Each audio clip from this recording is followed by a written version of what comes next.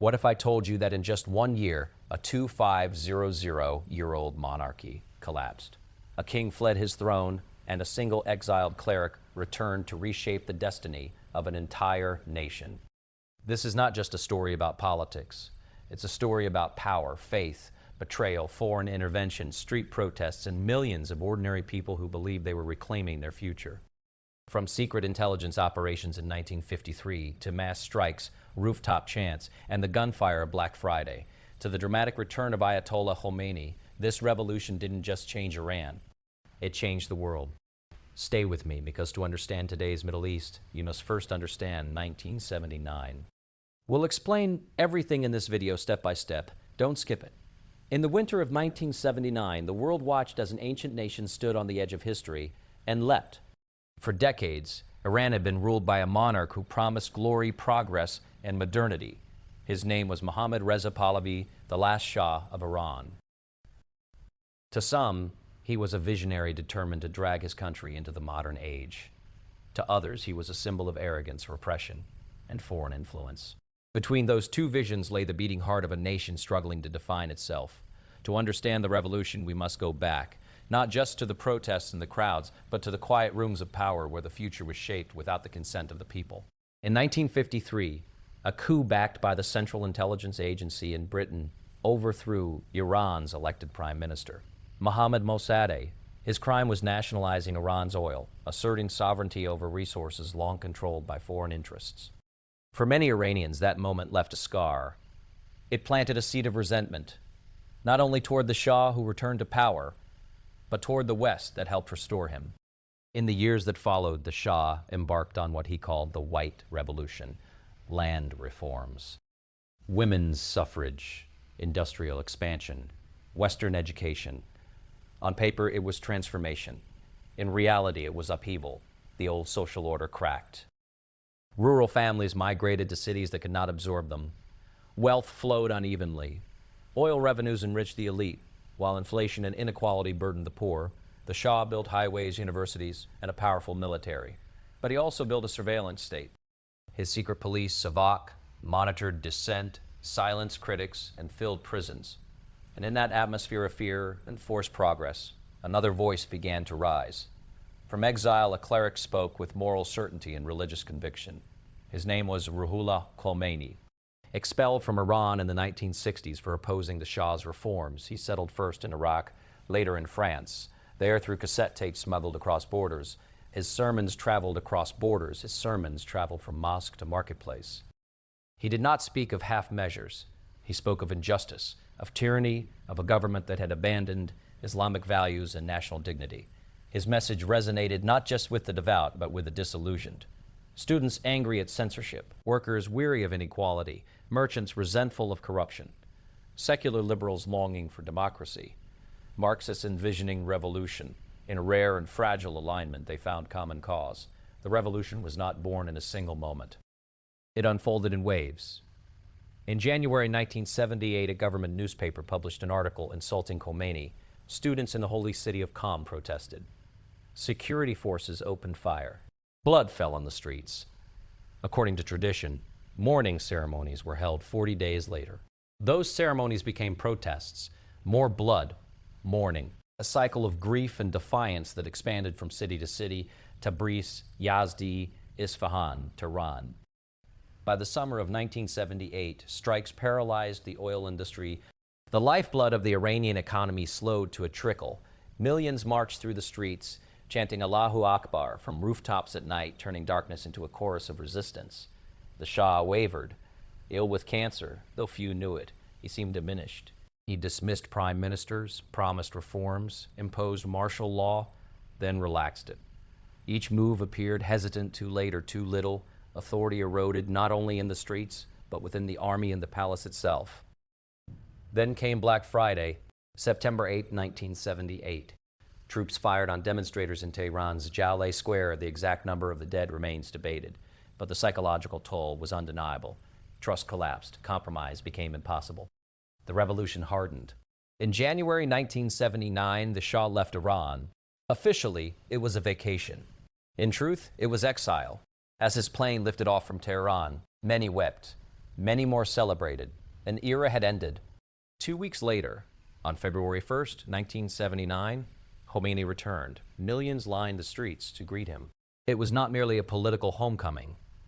It was a spiritual coronation. He moved swiftly, dismantling the monarchy, sidelining secular allies, and consolidating power. By April, a national referendum declared Iran an Islamic Republic. The revolution that had begun as a broad coalition narrowed into a theocratic state. Clerics assumed authority over courts, media, and education. Revolutionary guards enforced a new order. Women who had marched against dictatorship now faced new restrictions. Former allies found themselves imprisoned or executed. History, once hopeful and plural, became singular. Yet the story did not stop at Iran's borders. In November 1979, militants seized the U.S. Embassy in Tehran, taking American diplomats hostage for 444 days. The crisis shattered relations between Iran and the United States and reshaped global politics. In Washington, it weakened the presidency of Jimmy Carter. In Tehran, it strengthened hardliners who framed defiance as sovereignty. The revolution also sent tremors through the Middle East. It inspired Islamist movements, alarmed monarchies, and deepened sectarian tensions. When Iraq, under Saddam Hussein, invaded Iran in 1980, a brutal 8-year war followed, cementing the revolution through shared sacrifice and suffering. So what was the 1979 Iranian Revolution? It was a rebellion against autocracy. It was a rejection of foreign interference. It was a cry for dignity. It was a demand for faith in public life. It was, like all revolutions, a collision between aspiration and reality. For some, it restored authenticity and independence. For others, it replaced one form of repression with another. It elevated religious authority to political supremacy, reshaping not only governance but identity itself. But perhaps its deepest lesson lies in the paradox of power. Modernization without freedom breeds resentment. Faith without pluralism breeds exclusion. National pride without accountability breeds new hierarchies. The revolution reminds us that history is not a straight line toward progress. It is a series of reckonings moments when ordinary people decide that the present order is no longer tolerable. In the streets of Tehran in 1979, millions believed they were reclaiming their future. They carried portraits, prayers, and hopes. They carried grief and courage in equal measure. They believed that the fall of a king would mean the rise of justice. And in that belief, fragile, fervent, unforgettable, we glimpse the enduring truth of revolution itself, that nations, like people, are forever searching for dignity, identity, and a voice that cannot be silenced. The 1979 Iranian Revolution was not merely the end of a dynasty. It was the beginning of a question that still echoes across the world. Who has the right to shape a nation's soul? And at what cost? If you found stillness in these words, and at what cost? If you found stillness in these words, subscribe to join this space of presence and share your deepest now in the comments below. In 1953, long before the crowds filled the streets of Tehran and long before a king fled into exile, a quieter drama unfolded behind embassy walls and in shadowed corridors of power. It was a struggle not only for oil, not only for political control, but for the meaning of sovereignty itself. But T its center stood a dignified, aging nationalist named Mohammad Mossadegh, a man whose frail health concealed a fierce devotion to constitutional rule and Iranian independence. Mossadegh did not begin as a revolutionary. He was, in many ways, a traditional patriot, educated in Europe, steeped in law, committed to parliamentary governance. He believed Iran could be modern without being manipulated, sovereign without being isolated. His cause became singular and urgent in 1951 when he moved to nationalize the Anglo-Iranian Oil Company, a British-controlled enterprise that had long extracted Iran's vast petroleum wealth while returning only a fraction of its profits to the Iranian people. To many citizens, the oil fields symbolized humiliation. Foreign engineers prospering while local workers labored in poverty. Wealth flowing outward while villages remained without schools or clean water. Nationalization electrified the country. It was not merely an economic policy. It was a declaration of dignity. Parliament erupted in applause when Mossadegh's proposal passed. Crowds gathered outside chanting his name for a nation that had endured decades of foreign interference. From Russian influence in the north to British dominance in the south, It felt like a reclamation of identity. But dignity carries consequences. Britain responded with fury. It imposed an embargo, withdrew technicians, and sought to isolate Iran diplomatically. Oil production plummeted. Tankers sat idle. The British government, unwilling to lose control over one of its most profitable overseas assets, began to explore darker remedies. At first, the United States hesitated.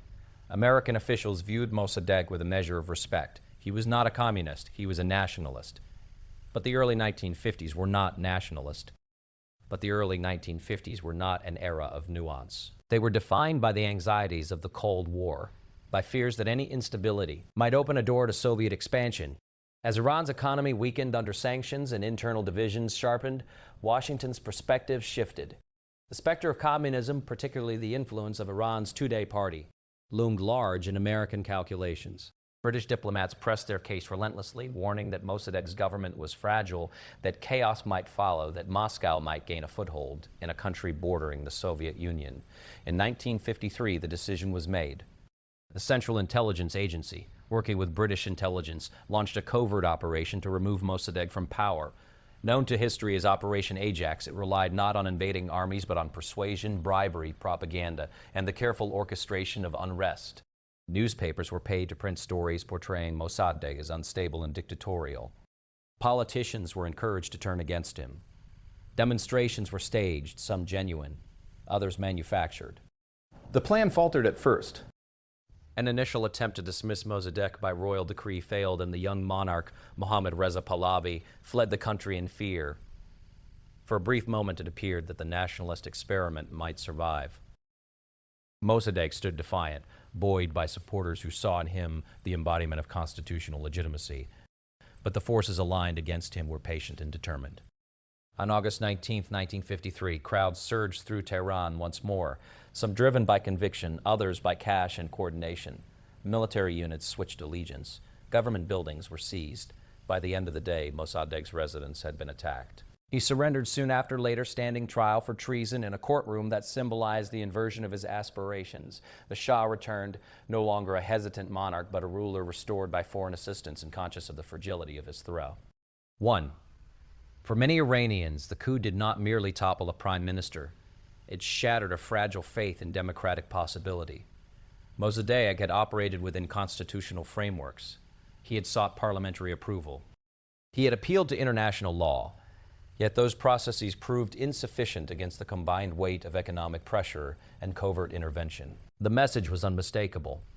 Sovereignty could be overridden when it collided with great power interests. The Shah, restored to authority, drew his own conclusions. If his survival depended on foreign backing and domestic control, then control would become paramount. Over the next quarter century, he consolidated power, weakened political parties, and expanded the security apparatus. His regime would later embark on ambitious reforms and grand modernization projects, but the memory of 1953 lingered beneath every proclamation of progress. For Washington and London, the operation was hailed as a success, a model of efficient covert action. It safeguarded Western access to oil and, in their view, prevented a potential communist takeover. But history has a longer memory than policymakers often anticipate. The coup became a touchstone of grievance. It was recounted in sermons in classrooms, in whispered conversations, and later in shouted slogans. It fed a narrative that Iran's destiny had been manipulated by outsiders, that national will had been subordinated to strategic calculation. Mossadegh himself spent his remaining years under house arrest, a once celebrated leader confined to silence. Yet his image endured. An elderly man in pajamas addressing parliament from his bed, insisting that Iran's resources belong to its people. To supporters, he represented integrity betrayed. To critics, instability narrowly averted. But even among his detractors, there was an acknowledgement that 1953 altered the trajectory of the nation. The coup also reshaped the monarchy. The Shah emerged more powerful but less secure. He understood that his authority rested not solely on tradition or popular mandate, but on alliances forged beyond Iran's borders. That awareness would shape his policies, his alliances, and his suspicion of dissent. The instruments of surveillance and repression that later defined his rule were not created in a vacuum. They grew in soil turned over by fear and precedent. In the decades that followed, as oil revenues swelled and skyscrapers rose in Tehran, the memory of 1953 remained a quiet undercurrent. It informed how Iranians interpreted Western advice and Western criticism. It colored debates about reform and resistance. When protests erupted in 1978 and 1979, demonstrators did not need to be reminded of Mossadegh's fall. The lesson had been absorbed into national consciousness, that political independence was fragile, that promises of partnership could conceal intervention, that leaders who challenged entrenched interests might stand alone when pressure mounted. Thus, the seeds planted in 1953 did not sprout immediately. They lay dormant beneath years of apparent stability, nourished by grievance and pride. When they finally broke through the surface, they carried with them not only opposition to a monarch, but a deeper insistence that Iran's fate must be decided within its own borders, by its own people, according to its own understanding of justice and faith and power. If you found stillness in these words, subscribe to join this space of presence and share your deepest now in the comments below. When Mohammad Reza Pahlavi returned to Iran after the coup of 1953, he came back not merely as a monarch restored, but as a ruler reshaped by crisis. The lesson he carried was stark. Power must be consolidated, dissent must be contained, and modernism. Action must move swiftly enough to secure legitimacy before opposition could gather force. Over the next quarter century, he would attempt one of the most ambitious transformations in the modern Middle East, a sweeping project he called the White Revolution. It promised reform without revolution, progress without chaos, prosperity without surrendering authority. Announced in 1963, the White Revolution was presented as a bloodless upheaval, a series of reforms designed to propel Iran into the ranks of advanced nations. Land reform stood at its center. Vast estates held by aristocrats and religious foundations were broken up and redistributed to peasants. The Shah spoke of justice for the rural poor, of ending feudal patterns that had defined Iranian agriculture for generations. On paper, it was a liberation of the countryside. In practice, it was uneven and disruptive. Many peasants received plots too small to sustain their families. Lacking capital, tools, and irrigation, they struggled to make the land productive. Some sold their new holdings and migrated to cities in search of work, swelling urban populations already straining under rapid change. The reforms extended beyond land. Women were granted the right to vote and to run for office, a bold move in a conservative society. Literacy campaigns were launched, sending young conscripts into villages to teach reading and writing. Health Corps units brought basic medical care to remote areas. Infrastructure projects multiplied, highways stretched across deserts, dams rose along rivers, factories hummed on the outskirts of Tehran and Isfahan. Oil revenues, especially after the price shocks of the 1970s, funded the breathtaking expansion of state spending. Tehran became a symbol of ambition. Modern office towers pierced the skyline. Western fashion filled shop windows. Universities expanded, sending graduates abroad and out eyes, welcoming foreign professors home. The Shah envisioned Iran as a regional superpower, a bridge between East and West, rooted in ancient Persian grandeur, yet confidently modern. He spoke of a great civilization, a future in which Iran would rival Europe and America in wealth and influence. Yet modernization imposed from above can generate as much anxiety as hope. Traditional merchants in the bazaars felt squeezed by state-backed corporations and foreign imports. Clerics viewed certain reforms, particularly those affecting family law and education, as intrusions on Islamic authority. Rural migrants crowded into informal settlements on city edges, confronting unemployment, inflation, and cultural dislocation. The gap between glittering development and lived reality widened. Economic growth, impressive in raw numbers, masked deep imbalances. Oil wealth flowed into grand projects and military expansion. Iran purchased advanced weaponry from the United States and Europe, building one of the most formidable arsenals in the region, but wealth concentrated among elites connected to the court and to state contracts. Corruption, whether real or perceived, eroded confidence. As consumer culture expanded, so did resentment among those who felt excluded from its benefits. Political life, meanwhile, narrowed rather than broadened. The Shah tolerated little organized opposition. Political parties were weakened or co-opted. In 1975, he dissolved the existing party structure and replaced it with a single official party, the Rooftop party, effectively demanding that all citizens declare loyalty. The gesture, intended to unify the nation, instead underscored the absence of pluralism. At the center of this tightening control stood SAVAK, the secret police. Trained with assistance from foreign intelligence services, SAVAK monitored universities, mosques, labor unions, and the press. Its presence was often invisible but widely feared. Arrests, interrogations, and allegations of torture circulated in whispered conversations. Even those who benefited from economic growth felt the weight of surveillance. Fear became an undercurrent of daily life, shaping what could be said, what could be written, what could be imagined. The Shah saw himself as a reformer besieged by reactionaries and extremists. He believed that rapid modernization required discipline, that Iran could not afford the instability of open contestation. In his view, democracy might come later, once prosperity and education had prepared the ground. For critics, that promise sounded perpetually deferred. The more the state celebrated progress, the more conspicuous its intolerance of dissent became. Universities turned into centers of unrest. Students who had studied abroad returned with ideas about constitutionalism, socialism, and political participation. They encountered a system that offered economic opportunity but limited voice. Writers and intellectuals chafed under censorship.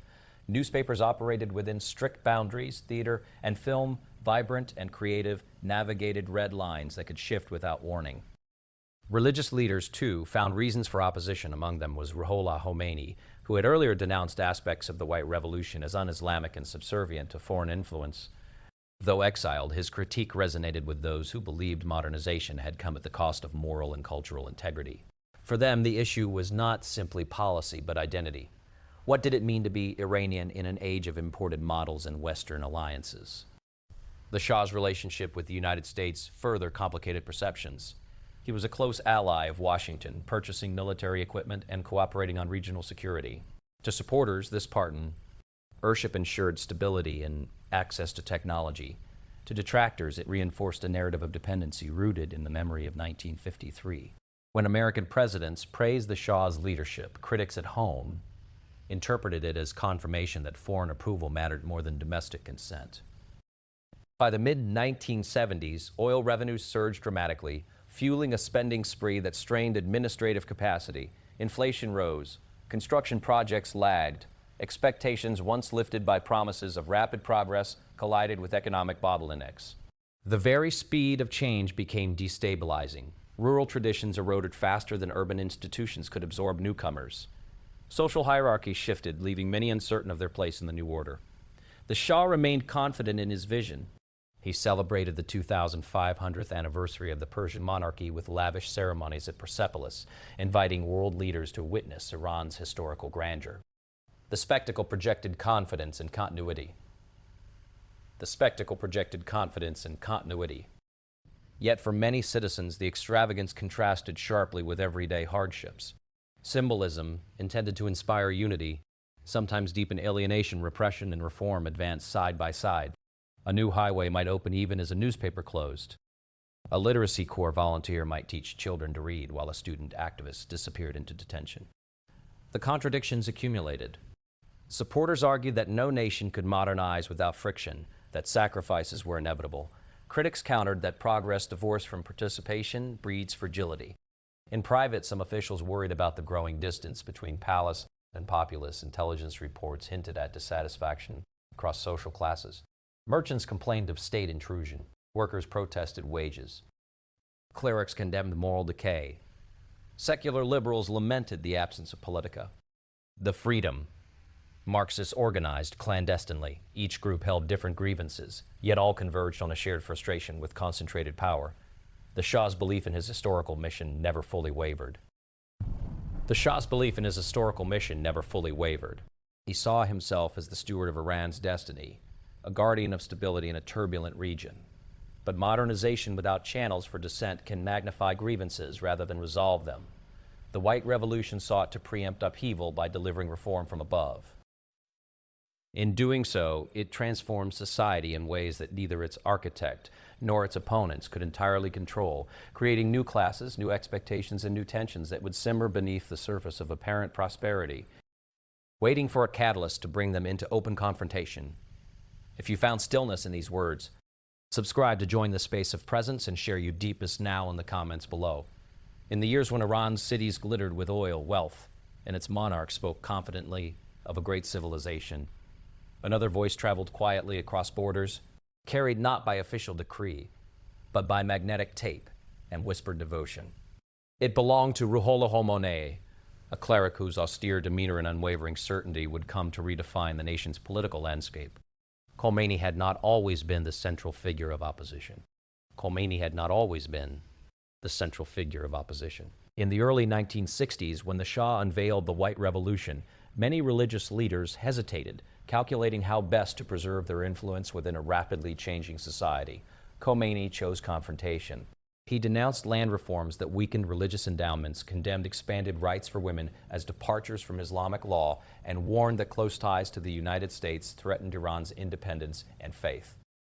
His sermons were not cautious critiques. They were moral indictments, framing the fear, versing the monarchy as both unjust and un-Islamic. The state responded with force. In 1963, protests erupted after Khomeini's arrest, and security forces suppressed them with deadly efficiency. The cleric was released only to be exiled the following year. First sent to Turkey and later to the Iraqi city of Najaf, he was physically removed from the Iranian public square, yet exile did not silence him. It transformed him. In Najaf, a city sacred to Shiite Islam, Khomeini deepened his theological arguments. In Najaf, a city sacred to Shiite Islam, there he articulated a doctrine that would become the ideological backbone of the revolution. Vilayat-e-Faqih, the guardianship of the Islamic jurist. According to this theory, in the absence of the hidden imam, a qualified religious scholar should assume political authority to ensure that governance aligns with Islamic principles. It was a radical departure from quietist traditions that separated clerical authority from direct rule. Khomeini did not merely call for reform within monarchy. He envisioned a state led by religious jurisprudence. His ideas might have remained confined to seminaries were it not for the method by which they spread. Sermons delivered in Najaf were recorded onto cassette tapes, duplicated, and smuggled into Iran. In bazaars and mosques, in dormitory rooms and private homes, these recordings circulated hand to hand. The Shah controlled newspapers and television, but he could not easily police every tape recorder. Technology, modest and portable, became an instrument of dissent. The power of Khomeini's message lay not only in theology, but in tone. He spoke plainly, invoking injustice, corruption, and the humiliation of foreign influence. He cast the monarchy as morally bankrupt and spiritually hollow. For devout listeners, he offered clarity in a time of cultural dislocation. For secular critics of the regime, he provided a rallying point against aught. Hypocrisy. Though his ultimate vision was distinctly Islamic, his immediate appeal transcended ideological boundaries. By the 1970s, dissatisfaction with the Shah's rule had widened. Intellectuals resented censorship. Workers felt the strain of inflation and inequality. Traditional merchants bristled at state encroachment. Students debated Marxism and constitutionalism. Amid this diverse opposition, Khomeini's image began to take on symbolic weight. He was distant yet present, absent yet central. The very fact of exile enhanced his stature, casting him as a man who had sacrificed comfort for conviction. When Iraq, under pressure from Tehran, expelled Khomeini in 1978, he relocated to a small village outside Paris. The move unexpectedly amplified his voice. From France, he had access to international media. Journalists flocked to his modest residence, broadcasting his statements across the globe. Photographers captured his stern gaze, his black turban marking him as a descendant of the Prophet.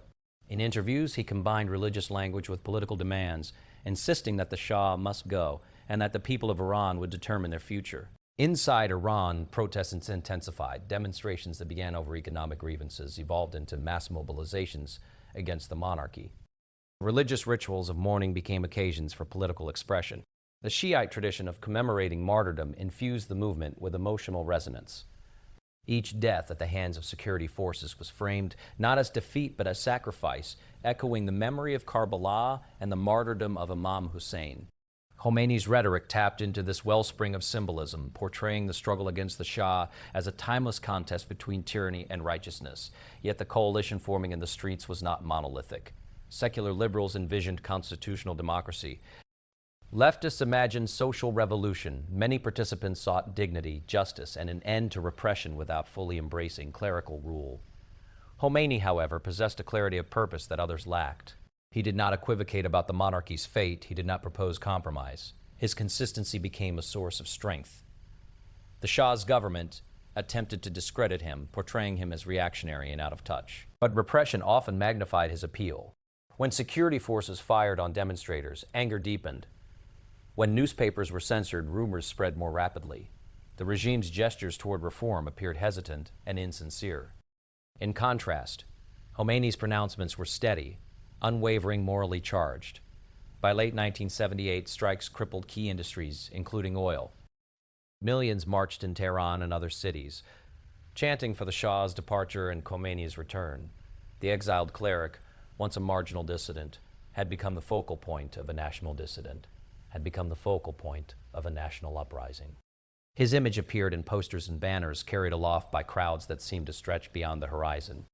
He embodied opposition in a way that transcended factional divides.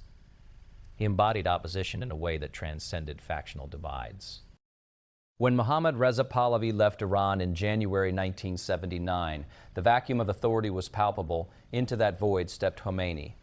On February 1, 1979, he returned to Tehran after 15 years of exile. The istiqbal was staggering. Millions lined the route from the airport, a sea of humanity welcoming him home. Observers struggled to comprehend the scale, the fervor, the sense that history itself was unfolding in real time. Khomeini moved quickly to assert leadership. He appointed a provisional government but made clear that ultimate authority rested with him. Revolutionary committees formed, challenging remnants of the old regime. The army's allegiance wavered and then fractured. Within weeks, the Monarchy collapsed entirely. What had begun as a broad uprising coalesced around the vision Khomeini had articulated years earlier in Najaf. His rise was not accidental, nor purely spontaneous. It was the product of disciplined messaging, theological innovation, and the ability to channel widespread grievances into a coherent narrative. He framed the revolution as both national and sacred, merging political liberation with religious duty. For supporters, he was a guide through uncertainty, a leader untainted by compromise.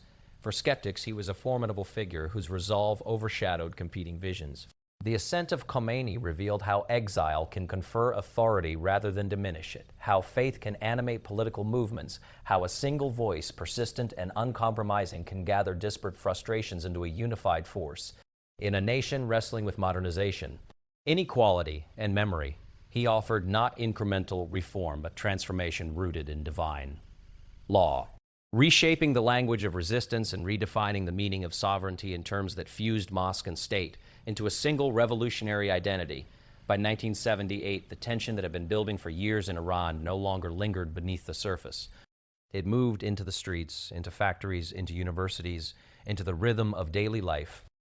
What began as scattered protests hardened into a nationwide confrontation between a state determined to preserve order and a population increasingly convinced that order itself had become intolerable.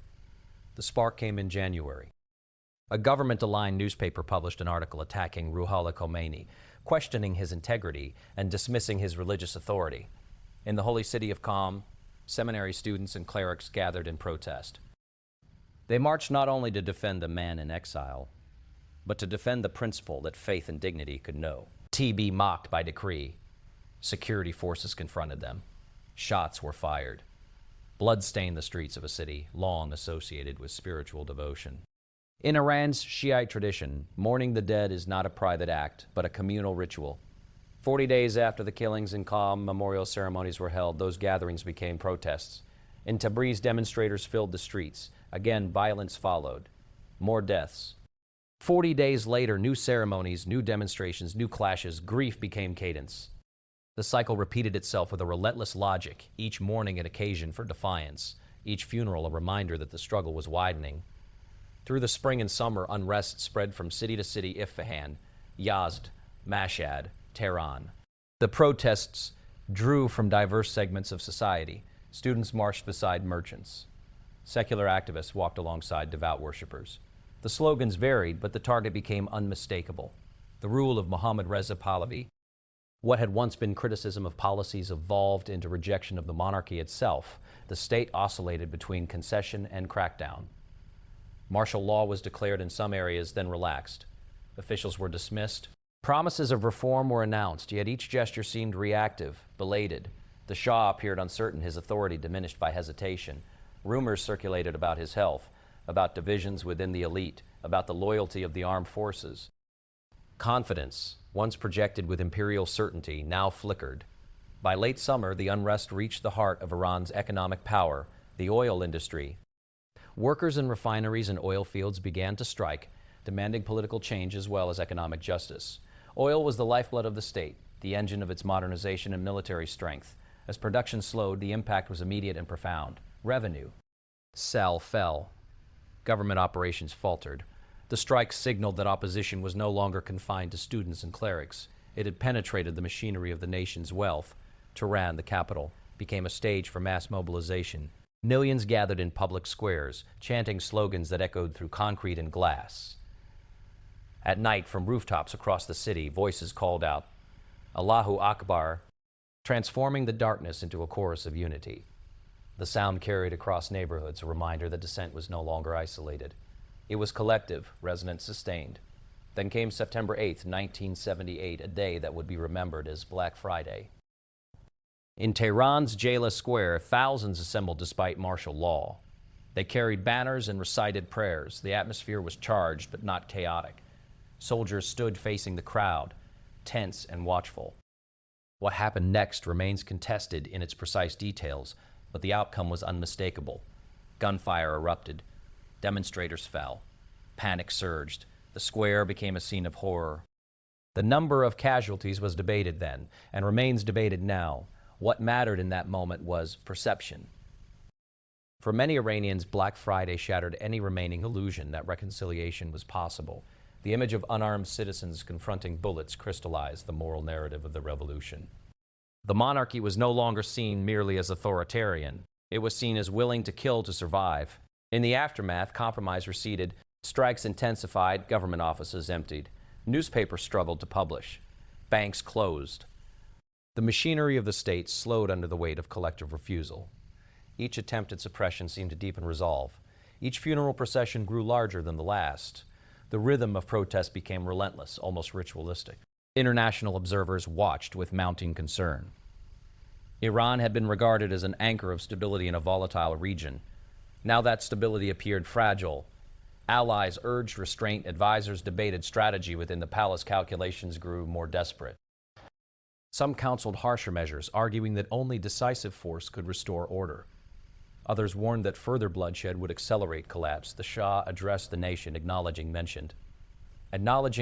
mistakes, promising reform, even pledging to respect constitutional principles. His words, once commanding, now sounded defensive. Years of centralized authority have left little reservoir of trust. For many citizens, the promises arrived too late. They had seen too many arrests, heard too many stories of torture by SAVAK, witnessed too many stories of torture by SAVAK, witnessed too many restrictions on speech and assembly. From exile, he denounced the regime's violence and called for its overthrow. His statements were broadcast, transcribed, passed hand to hand. The protests increasingly invoked his name, though the movement itself remained broader than any single leader. What united participants was not uniform ideology, but shared conviction that the existing order had forfeited legitimacy. Autumn deepened. The strikes spread to civil servants, teachers, and transportation workers. Tehran's bazaars closed in solidarity. Universities became centers of organizing. The army's morale wavered as soldiers, many conscripts from modest backgrounds, faced crowds that included their own families and neighbors. The possibility of a decisive military crackdown grew more uncertain. The revolution in 1978 was not a single eruption, but an accumulation of moments. Articles published, students marching, shots fired, workers striking, voices chanting in the night. Black Friday stood as a turning point, but it was the months of sustained mobilization that transformed outrage into inevitability. The state's reliance on force revealed its vulnerability. The protesters' willingness to endure repression revealed their depth of commitment. By the end of the year, it was clear that Iran had crossed a threshold. Authority was contested in the streets. Economic paralysis signaled systemic crisis. The language of reform had given way to the language of departure. The monarchy, once fortified by oil wealth and military strength, faced a population that no longer feared it as it once had. A population that had discovered in collective action a power equal to the weapons arrayed against it. A population that had turned mourning into movement and repression into resolve. pressing forward despite curfews and gunfire, despite uncertainty and sacrifice. Despite uncertainty and sacrifice. Advancing step by step toward a confrontation that would determine not only who governed Iran, but how power itself would be defined in the years to come. On January 16, 1979, as winter light fell across Tehran, Mohammad Reza Pahlavi boarded an airplane and left the country he had ruled for nearly 4 decades. Official statements described it as a temporary departure, a respite from unrest. Few believed it. Cameras captured him standing at the foot of the aircraft stairs, composed but diminished, a monarch without a throne. For some Iranians, the moment stirred sorrow and uncertainty. For millions more, it signaled the end of an era they had long sought to close. The machinery of monarchy did not collapse instantly, but its center of gravity had vanished. Prime Minister Shapur Bakhtiar, appointed in a last attempt at reform, struggled to assert authority. He released political prisoners, promised free elections, and sought to distance himself from the excesses of the past. Yet he governed in the shadow of absence. The Shah's departure was not merely physical. It was symbolic. It suggested that power, once projected as immovable, could recede. Into that vacuum stepped Ruhollah Khomeini. On February 1, 1979, after 15 years in exile, he returned to Iran. The Istiqbal defied comprehension. Millions lined the route from Mehrabad Airport to the cemetery where he paid homage to those killed in the uprising. The air vibrated with chants, prayers, tears. It was a homecoming and a coronation, a convergence of faith and politics embodied in a single figure descending from an airplane into a sea of expectation, from an airplane into a sea of expectation. Khomeini moved swiftly. Within days, he appointed his own provisional prime minister, Mehdi Bazargan, signaling that ultimate authority did not reside with the remnants of the monarchy. Revolutionary committees formed across neighborhoods, assuming control of local security and administration. Barracks were stormed, police stations overtaken, prisons opened. The army, once the pillar of royal power, fractured under pressure. Some commanders pledged neutrality. Others found themselves unable to command troops unwilling to fire on fellow citizens. On February 11th, the military declared it would no longer intervene in political affairs. The monarchy effectively ceased to exist. Government ministries fell under revolutionary control. The peacock throne, symbol of centuries of Persian kingship, passed into history not through formal abdication, but through implosion. Yet the revolution had never been a single-voiced movement. In its broad coalition were secular liberals, leftists, nationalists, religious traditionalists, workers, students, merchants. Many had marched under shared slogans of independence and justice, without fully agreeing on what should follow the Shah. In the exhilaration of victory, competing visions surfaced. Would Iran become a democratic republic, a socialist state, a constitutional system blending Islam and pluralism, or something more sweeping and doctrinal? Khomeini's answer was clear. He called for a referendum to determine the country's future. In March 1979, Iranians voted on a simple question: Islamic Republic, yes or no? The choice offered no detailed constitution, no nuanced alternatives. It was a binary moment reflecting the momentum of revolutionary fervor. Official results reported overwhelming support for the new system. In April, Iran Wedo as formally declared the Islamic Republic of Iran. The transformation that followed was profound and rapid. A new constitution enshrined the principle of valadi faqih, granting ultimate authority to the supreme leader, a religious jurist entrusted with safeguarding the Islamic character of the state. Elected institutions existed, president, parliament, but they operated within a framework overseen by clerical bodies empowered to review legislation and vet candidates. The fusion of mosque and state was codified. Revolutionary courts tried officials of the former regime. Some were executed after swift proceedings accused of corruption, torture, or collaboration with foreign powers. To supporters, these trials represented justice long deferred. To critics, they signaled the emergence of a new system intolerant of dissent. Newspapers were shuttered. Political parties that had once marched alongside clerics found themselves marginalized or banned. The unity forged in opposition to the Shah dissolved under the strain of governance.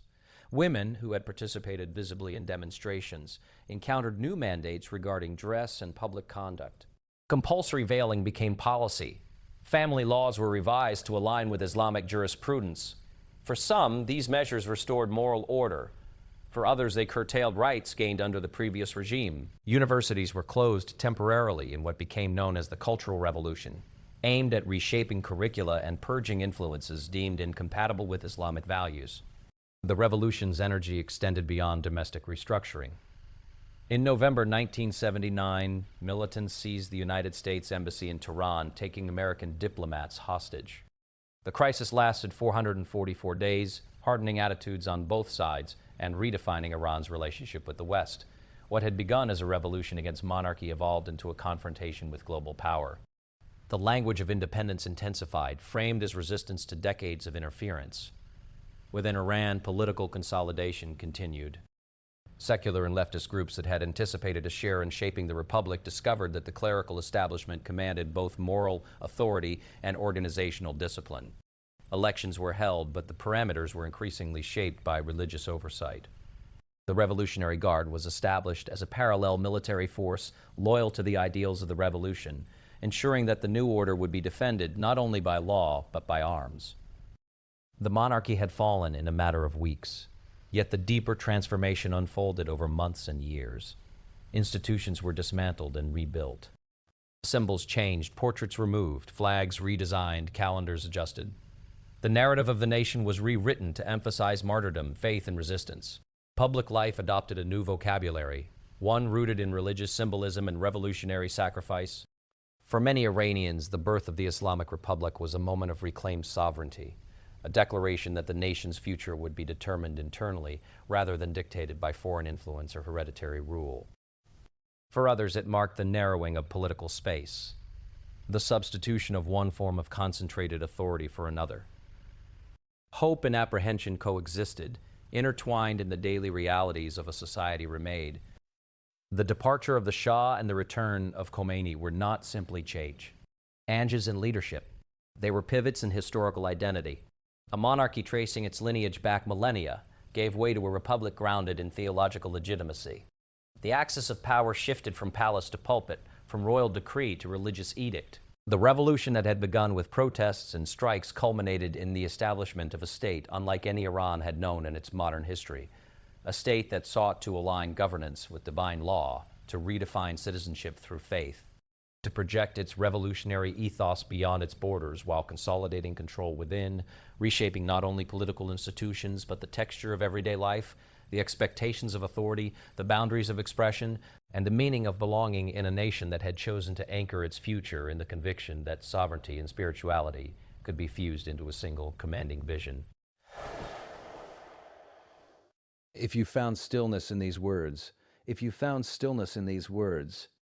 Subscribe to join this space of presence and share your deepest now in the comments below. Subscribe, thanks for watching this video, and don't forget to like and now.